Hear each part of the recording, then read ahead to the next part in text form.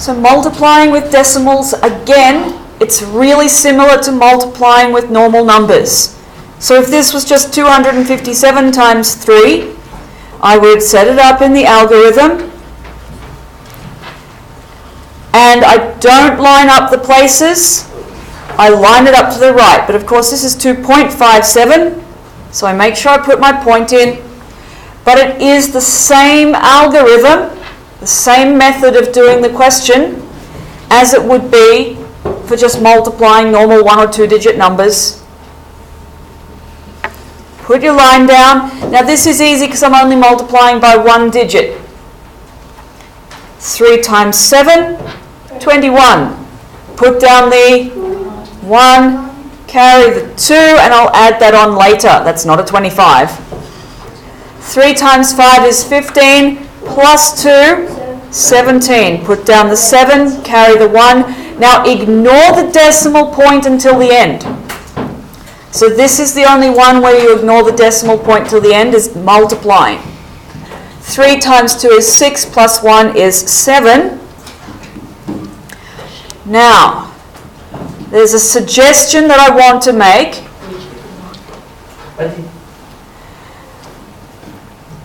This is like 2.5.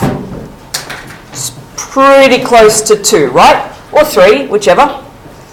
If this was just 3 times 3, I'd expect an answer of 9.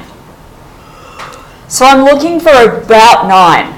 I'm definitely not looking for 771. I'm not looking for 77. What do you reckon I'm looking for?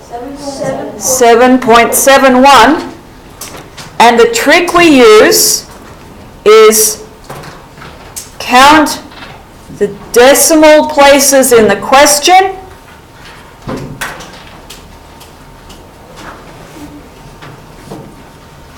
So there's 2 digits after the decimal point in the question.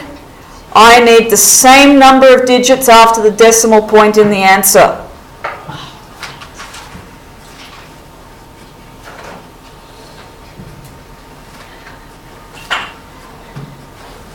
We use DPT for decimal point.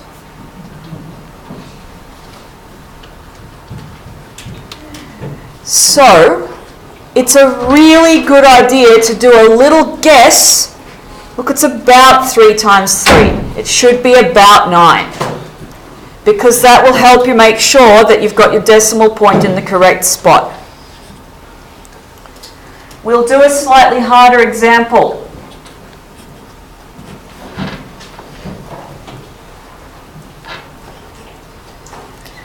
.13 times 9.6. Set it up with your algorithm.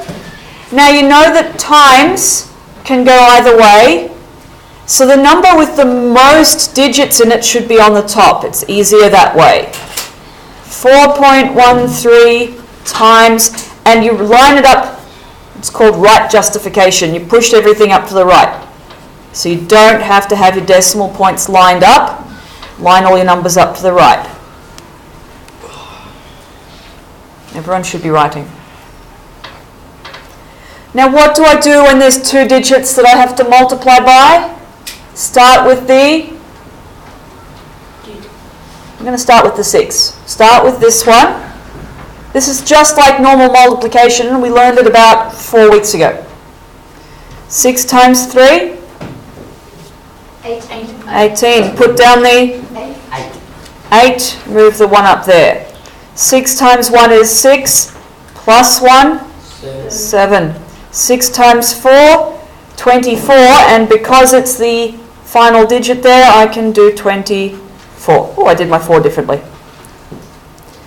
What do I do before I can multiply by the second digit? Put a 0 down. Put down a 0.